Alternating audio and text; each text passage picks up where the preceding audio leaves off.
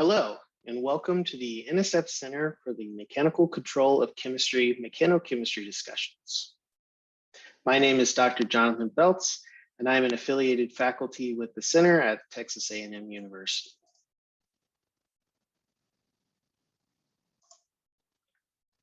The goal of these discussions is to bring the larger mechanochemistry community together, talking about all of the primary issues that are emerging in this field, as well as some of the state-of-the-art breakthroughs that have happened in recent years. And in order to facilitate this, we are having a new seminar on every third Thursday of each month at 10 a.m. Central Time that can be found on YouTube. I'd like to give a special thanks to some of our previous speakers who have given a lot of time and energy to help make this seminar series a success. Would also like to bring your attention to some upcoming speakers who are going to be presenting this fall with Dr. Deborah Crawford, Dr. Dana Friedman, Dr. Stuart James, and Dr. Elena Boldarega. Would also like to give a big thanks to the director of the center, Dr. James Ortiz, our administrative coordinator, Jennifer Belchick, and some of our CMCC students who have helped us develop this seminar series. So once again, thank you for joining us today. Remember, if you like what you see here, to please subscribe and follow us on YouTube. The channel is the CMCC Mechanochemistry Discussions, and you can also follow us on Twitter at NSF_CMCC. One of my roles in the center is the REU coordinator for the program. And today we have a special presentation from each of our REU students from our first REU cohort. And so I would like to give a special thanks and congratulations to our students, Brittany Singh, Michael Moriarty, Lauren Chua, Octavia Florent, and Ryan Kwok. And today you will be hearing their 3-minute summaries of the work that they had done over the summer and what they had contributed to our center. Hi everyone, my name is Brittany Singh, and today I'll be presenting my summer 2021 project in the CMCC REU program at Texas A&M University. Solvents play an important role in chemical synthesis, where they make up the majority of mass and waste in any organic reaction, costing billions of dollars in the industry. However, with the widespread use of solvents comes problems with toxicity that has negative national and worldwide consequences. In terms of the safety of millions of US workers exposed to these solvents on a daily basis, as well as the high levels of ozone created by the solvents reacting in the atmosphere with sunlight, to seriously affect plant, animal, and human life. So how do we decrease the use of solvents while also promoting a greener and sustainable chemistry? Well, mechanochemistry is the answer, as it presents 3 advantages with solid state synthesis as opposed to pure solvent-based methods. And these include no problems with the chemical solubility, no interference with the reaction product, as well as no hazardous solvents being involved. In addition to frequency being used as a parameter to accelerate chemical reactions in previous ball mill reactors, I present to you the novel mechanochemical ball mill reactor that determines the exact role of contact mechanics to overcome significant activation energy barriers in solid state synthesis. And this is done by using precise force control where power is supplied to electromagnets to create a holding force on the sample state to initiate impact. This would change how fine chemical industries approach chemical synthesis while saving billions of dollars in the industry, as well as reducing the number of hazards. Since the key fundamental understanding of mechanochemistry is linking force over time with reactivity in the atomic scale, larger mechanochemical scale reactions that are controlled by power and speed parameters do not match this theory. So how do we separate the mechanical effects of particle fracture from chemical effects of speed to drive mechanochemical reactions to completion? To answer this question, I first studied the effects of force on a chemically induced color change reaction in a novel ball mill reactor with lead graduate researcher in the center, Emmanuel Boyer. Next, I decouple the effects of frequency and co-crystal formation run under different time intervals in the wiggle bug reactor. And these are the respective images of the reactants theophylline and citric acid. Based on the mechanically induced color change reaction results, I can quantify, control, and observe the effects of force to accelerate a mechanochemical reaction. For co-crystal formation, I observed a persistent characteristic peak of the reactant, as shown by this peak in the XRD pattern for the product sample that did not react under 2.5 minutes for all speed levels in the wiggle bug reactor to indicate incomplete co-crystal formation. I also observed peak broadening while holding frequency constant under smaller time intervals, which may be attributed to the inhomogeneous composition in the product sample as well. With confirmation of the effects of frequency in co-crystal formation, this preliminary study acts as a precursor to the reproducible results in the mechanochemical ball mill reactor. Therefore, I invite you all to come and view my virtual poster at the end of this video, further discussing my mechanochemistry research. Thank you all for your attention.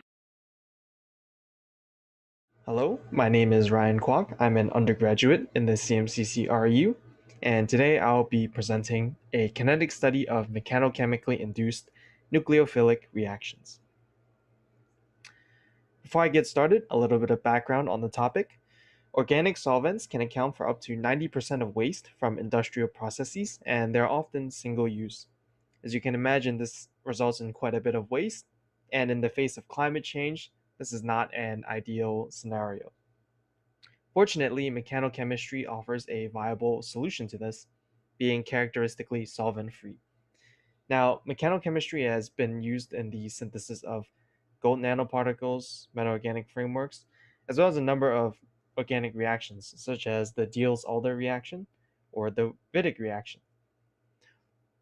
Though there's still quite a bit to be explored concerning the application of mechanochemistry to various reactions. As a point in case, my work this summer focused on the substitution and elimination class of reactions, so your SN1, SN2, E1, E2 type of reactions. In particular, we focused on the reaction between 1-bromooctadecane and potassium tert butoxide. Now we picked this reaction for one because it's a textbook SN2 and E2 reaction, but perhaps more importantly, we picked it because if we were able to show that this reaction works and how it works, then it would greatly help the adaptation of current synthetic pathways in solution chemistry to mechanochemical based methods. So here are the results from my work this summer. Starting on the left, we have the NMR spectra of our product and reactant, and I'm quite happy to say that this reaction does indeed work under mechanochemical reactions. As you can see, we have our characteristic elimination peak at around 5.0, and we have our characteristic substitution product peak at around 3.3. Though we also found that there are quite a few differences when conducting this reaction under mechanochemical conditions. For one, in the table on the right, we found that under mechanochemical conditions, the amount of substitution product produced is notably higher than that reported in the literature. Furthermore, when we did a kinetic study on this reaction, we found that the reaction appears to be more first order rather than second order. As you can see in the plots there on the bottom right side, the first order fit is much better than that of the second order fit. And this is significant because it suggests that under mechanochemical methods, an entirely different mechanism is present relative to that found in solution-based chemistry. Now, the next step in this work would probably be to investigate further if this trend is true for other types of substitution and elimination reactions. So, thank you for listening to my brief talk. Please consider joining my poster session if you're interested. And I would like to thank the CMCC for the opportunity to conduct this research, the ASRC for hosting me, and the NSF for providing funding to me. Thank you. Hi, everyone. I'm Lauren, and I've been working in the RAP group here at Penn. Through the CMCC REU, I have been studying the mechanochemical aziridination of graphene using first principles calculations. So what I find exciting about mechanochemistry is its ability to accomplish Gruner chemistries, eliminating the use of solvent, being conducted at room temperature, and achieving better or previously inaccessible selectivities. Applied force can also reshape the potential energy surface to open up new low energy reaction pathways. This shows promise for aziridination, which is usually carried out in the presence of excess thermal energy, such as 140 degrees Celsius. Experimental work at TAMU has shown that this reaction can be accomplished at ambient temperatures by applying force to a graphene sheet sitting atop a substrate anchoring PFPA. Force is applied by dragging a silica AFM tip across the graphene, and our computational team is studying the effects of both normal force and shear force on graphene reactivity from a first principles approach. So we are tackling modeling this reaction on 3 different branches. Employing multiple methods allows us to validate more rigorously our results. We've been exploring the aziridination of small polyarene systems, which Octavia will talk about, and also on hydrogen terminated graphene flakes and an infinite graphene sheet. Each method has benefits and challenges for modeling, but taking this multi-scale approach allows us to evaluate the minimum number of carbons needed to accurately model this reaction for more cost-efficient calculations. So our first steps in our calculations are to model the reaction pathway in the absence of force. So starting with infinite graphene, an infinite sheet of graphene, we have the nitrogen gas dissociation from the azide being the rate limiting step. And this is relatively difficult to accomplish at room temperatures. After the nitrogen intermediate is formed, it is relatively facile for the system to complete the aziridination reaction. Step 2 is also investigated for the graphene flake system, and it yields similar energy barriers. This leads us to believe that the 42 carbon flake here may suffice to model an infinite graphene sheet, but we are still looking at other flake sizes. As step 1 is rate limiting, our calculations currently running investigate the application of normal and shear force on the graphene sheet over the course of this reaction. We are excited to decompose the influence of force on graphene aziridination in our next steps. If you have any questions or would like to hear more, please feel free to stop by my poster presentation, and I look forward to seeing you there. Thanks. Hello, I'm Octavia Florent, a chemistry student working in Dr. Rapp's group, and today I will be presenting on the mechanistic study of polyarenes via aziridination reaction. Chemical synthesis induced and/or sustained by the use of mechanical force is attracting remarkable interest in light of its promising applications. The ability to drive a solution-free reaction without the expenditure of large amounts of energy lists this type of process as a green approach. Reactions which are particularly useful to study mechanistically are aziridination reactions, which are traditionally carried out at high temperatures. So this project aims to study just that. Experimental collaborators at Texas A&M are functionalizing graphene in the presence of external forces by applying an AFM tip to a graphene sheet with 4-nitrobenzene diazonium tetrafluorobutyrate on a flat silica surface and are observing that aziridination reaction. They have found that when graphene is conformed to curved surfaces, there is a significant change in reactivity. And so to investigate this further computationally, I have been addressing the reactivity of relaxed and strained polyarenes, which structurally resemble graphene with an azide class of molecules. Using density functional theory implemented within GAME's quantum chemistry package, I was able to study the constrained aziridination reaction of planar benzene, planar naphthalene, as well as strained naphthalene, all with methyl azide molecules, to echo the use of mechanical force. Geometry-optimized energy profiles were generated for each reaction mechanism to evaluate the differences between the reaction pathways. As we see here, all 3 aziridination reactions studied have a first transition state along the same step on the reaction pathway where the methyl azide is beginning to bind to the arene structure. However, as each reaction progresses, we see significant changes in reactivity, mechanism, and energy barrier. When comparing the planar benzene aziridination reaction with the relaxed naphthalene, the naphthalene aziridination reaction has an additional transition state and a lower energy barrier. This suggests that when considering a greater number of aromatic rings in a polyurine structure such as naphthalene, there is more delocalization and so increased reactivity. When comparing relaxed and strained naphthalene aziridination reactions, we see a third transition state and a lower energy barrier, suggesting that the reaction is more achievable when the polyurine structure is conformed to a curved surface, imitating the use of mechanical force to bend the structure, promoting the low energy aziridine product. Please attend my poster presentation for a chance to ask questions and to learn more about this project I've been working on. Thanks. Hi, my name is Michael Moriarty, and this summer I'm doing research with Professor Karpik at the University of Pennsylvania. We're working on a project to study mechanochemically induced Diels-Alder reactions.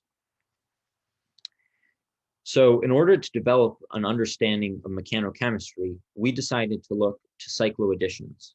Cycloadditions are a useful playground for studying mechanochemistry because they're concerted reactions, meaning that the bonds in the reactants break at the same time that the bonds in the products form. As a result, all processes in the chemical reaction are elementary steps.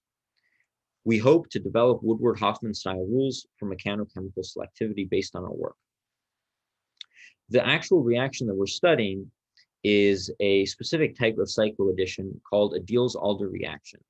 We're doing a Diels-Alder reaction between monolayer anthracene and maleic anhydride, which we have in a solution of DMSO. We're studying this specific reaction because it has two important characteristics. First, there's an evolution of fluorescence as the reaction progresses. Second, there is also an evolution in friction. Both of these facts make it much easier to study what is actually happening and to measure the reaction as it progresses. These are the two primary methods we have for studying our reaction. On the left is a microtribometer. In this method, we put one reactant on a surface and the other reactant on a tip. In our case, we put the monolayer anthracene on the surface and we put the solution of maleic anhydride and DMSO on the tip of the microtribometer.